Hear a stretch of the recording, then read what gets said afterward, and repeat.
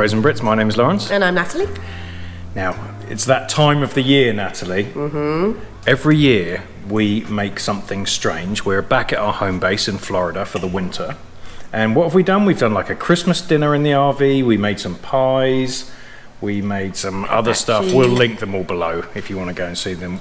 Well, this week we're going to show you how to make homemade British beef bangers. Put it in my mouth. Do you like my sausage? Love it. It really makes me wonder. Ooh, it makes me wonder. Okay, before doing anything, we have got these collagen casings for the sausage, and we have natural hog casings. Now, we've never done this before, as I've already said. So, after a bit of reading up, apparently the natural hog casings are much better. They're more pliable, they're easier to use, they taste better, they're not as chewy, so we're going to go with this. So I'm hoping it's going to be easier. I've never done this before, so forgive me, but we have to rinse these through and then we have to leave them in warm water so that they become more pliable for when we do the stuffing. Now we're doing this about an hour before we expect to do the stuffing. Ugh. Ugh. That's weird. Okay, let's just try this. So I'm just going to soak this in the warm water, hopefully. I don't want to tear this for obvious reasons. So I can tell as soon as I put this in the water, Opie dropped his toy and I'm just kind of mushing this around and he's very interested in this. And I can tell you, this does smell like sausages. Doesn't it, Opie? It smells good. All right, so we bought a 3-pound chuck roast. It's not very fatty. You're meant to have a lot more fat in this as well, but we didn't manage to get that, so we're going to try it without. We've cut it in half because we want to do 2 batches. We're going to do a batch with the recommended recipe, and then we're going to do a batch where me and my dad are just going to make it up. So we need to cut this into, what was it, 1/4-inch cubes, I think you said, old man? 1/4-inch cubes. 1/4-inch cubes, so I'm going to go ahead do that right now. So one trick I have done on this, which they told me about, is make sure that the meat is as cold as you can get it without it being frozen. So this has been in the fridge, and then about an hour ago I put it in the freezer, so it's extremely cold right now, but it stops it from clogging up the machine and just makes it easier to grind. So we're going to do this, and then we'll probably put it back in the fridge for when we're ready to grind. Another trick that they told me is with the grinding machine that you have is to use all of the grinder bits and put those in the freezer so they are as cold as possible, because obviously when this goes through it's going to warm it up, and like I said, everything else congeals. Do I sound like I know what I'm talking about? Because I've never done this before, but I've done a lot of reading on it, so if I'm sounding like I know what I'm doing, then we're in for a winner here. John's redoing all Laurence's work because he's incapable of cutting a 1/4 inch. Laurence. It's fine, it goes in the grinder, but Do yes, you know the your old inches? Man, the old man, I know my inches. Do you know your inches? How big's that? Stop it. Okay, so here are the components. You can change the thing at the end here. It says a 10mm and then a 5mm, so you do it in 2 stages, especially if you haven't cut it short enough. This is the one that the instructions for the machine. This is burning my hand, it's really cold. The instructions for the machine said to use this one for sausage, so I'm going to go ahead and attach all of this so that locks into place. And then we have a little screw thing that screws on, and then that tightens, perfect, and then that just sits on top. God, that's cold. So I should explain why we are doing this first. The first reason is because when GF Explorers came over, they made proper British bangers and they were amazing. They used a different recipe and everything, but they kind of taught me into how to do this. The second thing is, my old man is a sausage fiend and he loves his sausages. And we were talking about it, and when he was growing up, beef sausages were really popular. And every butcher would make their own recipe for their beef sausages. Yes. And then over the years, pork has become the way of making sausages. So I did a little bit of research to find out why, and I can't find a definitive answer, but a lot of it, which you would agree with, is about cost. I think it must be. Actually, I found an interesting story. World War I, beef sausages were quite rare because they used to bomb countries using the air balloons. And the air balloons were using a part of the animal for helium or something. And so during World War One, they decided instead of using the materials for sausages, they would use them for air balloons. How cool is that? Cool. And then World War Two, there was also a ration issue, which went on, rations until the mid-50s? Yes. And so some of that, there was rations about what you could use. So some of that apparently went on to use pork instead of beef because of the rationing. Well, when I was a lad, every butcher in town, and there were many of them, they didn't sell pork. One of the reasons why was because dreaded diseases came through uncooked pork in those days. I think they got to the bottom of whatever the problem was, and pork became much more popular. Having said that, I always preferred beef sausages, and we had a selection in our town because there was dozens of butcher shops. They all had their own recipes and all their sausages tasted different, and I loved the particular ones that my mother used to buy. But of course the recipe died with the manufacturer, and I haven't tasted them in about 60 years, probably longer. Well, maybe this is them.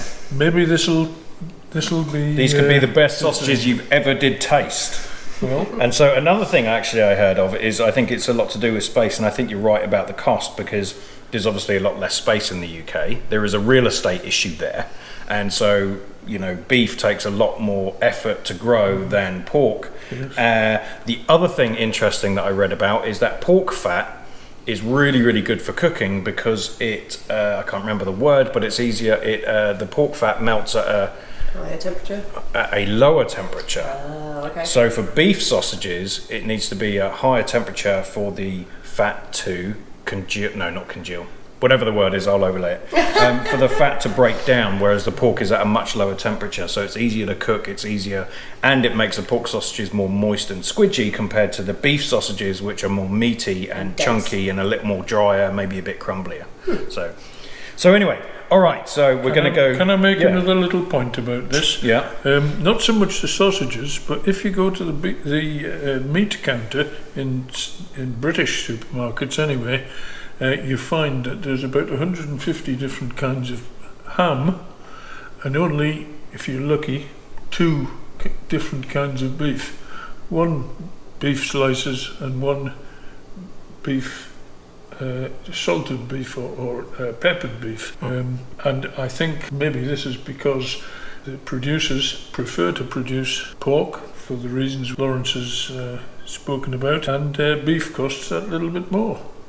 I guess the wouldn't other mind thing paying- is that you can also have, there's people use beef for roasts, they use it for ribs, they use it for steaks, and I'm guessing they can charge a lot more for that than all the wastage that there are. I'm guessing there's probably more wastage in pork than there is for beef, so they can just grind it all up, and that's why pork is cheaper. Anyway, it all comes down to cost. Right, let's get ahead and try this. So I have a little foot pedal by my foot here that I'm going to press. I'll do it right now. Okay, there we go. I didn't have it plugged in. And so that will do that. So we're going to push this down. We have this little pusher thing here. It's going to go down. It's going to come straight out into this bowl.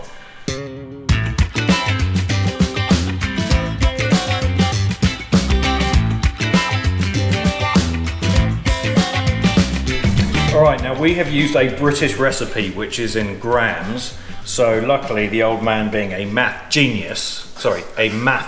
genius, has managed to convert this, hopefully correctly. We have water, we have salt, we have mace, we have pepper, we have nutmeg, ground nutmeg, and we have breadcrumbs, which in the UK you can use rusk, which is actually a baby kind of treat. It's basically just really hard bread, the same as breadcrumbs, but they use it for babies when they're teething and things. Also, side note, look at this! Look at shoes and socks combination! You're Stop it! so Floridian now. Stop it. I was just in my socks and I thought I'd put these on. Stop bullying me now. So we're going to do it. I expected it to be a bit waterier than this. I can always go and check my calculations again. No, we're good. Let's try it. So I'm going to just mix this in by hand into here, and then we'll re-grind it, which should grind it together. So it makes sense, I guess. It's just seasoning, right?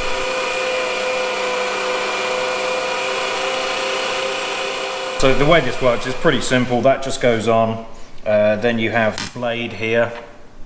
Blade just clips on, so it all goes down this chute, gets pushed along here with the auger. And then it goes through this, that chops it up, and then it puts it through the whatever plate you want at the end. So that worked amazingly well to mix in that seasoning, so I don't even think we need to do it again, because I did also read that the lesser you grind it, the better. How's your casings going on? Alright, well they're very slimy and they might actually need a little bit more, because I can't really... Get the end on. Yeah, I'm not very good at... Finding the hole. Yeah, you're... Look at stop. You'd be better at this than me, Natalie, not gonna lie. Is it a bit like a condom? Yes. Look, his mum just goes straight to condom. We were trying, it's a family show. Now for the rude part.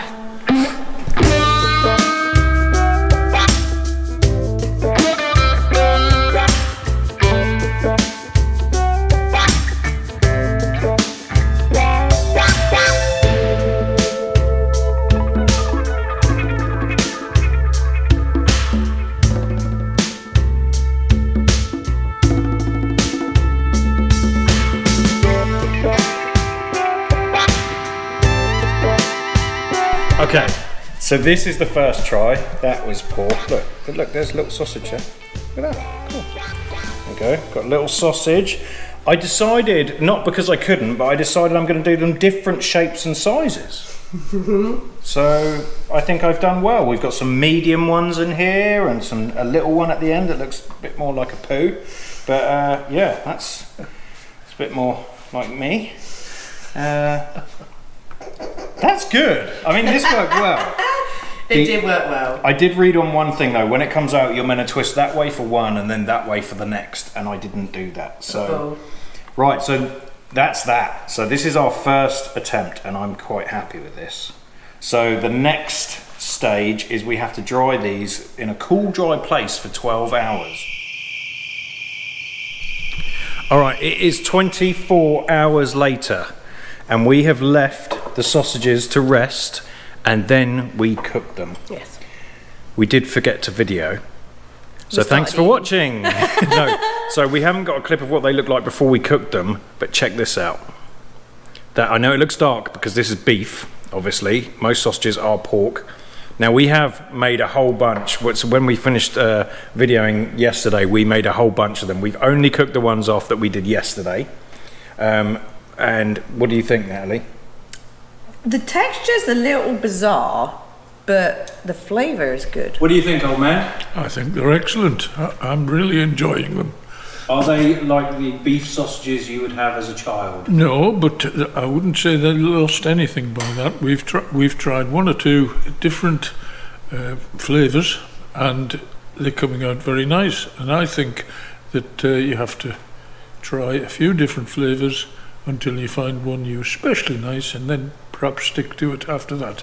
So I'm interested in the texture. So these are a bit more crumblier, and I don't know, the skin's a bit harder. Is it what you expected, or what do you I think that's what I expected, and I don't think that they lose anything by that, because I always go by the taste anyway. Okay, I agree. They're not like, it's not like horrible to eat or anything, but you know, it's they are different. I'm not really a beef sausage person, but after we finished this batch of sausages, we then did a batch of turkey sausages, which are resting at the moment, and I'm really looking forward to my turkey sausages.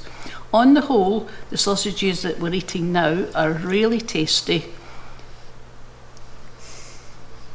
A bit chewy in places, but they're good. Good taste. I love the honesty. I know, that was very honest. Sausage, honey. Thank you. Overall, I think this is a massive success and I'd love to do this again. We have figured it out though, Natalie did a little bit of math, that it's not worth doing this, it's not cost effective.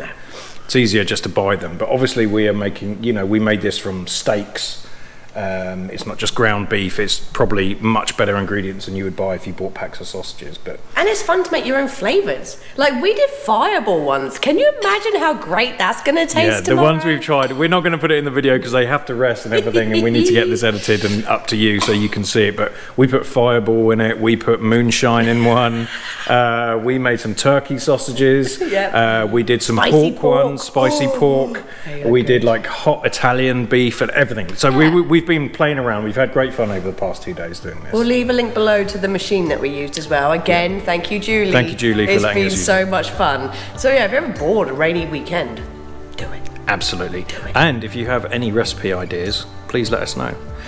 If not, we will see you next week. So thank you for watching. Don't forget to hit like, subscribe, the thanks button because Natalie loves it when you do that. Hit the join button if you'd like to support a couple of tits, Natalie and myself, and become a Braziere.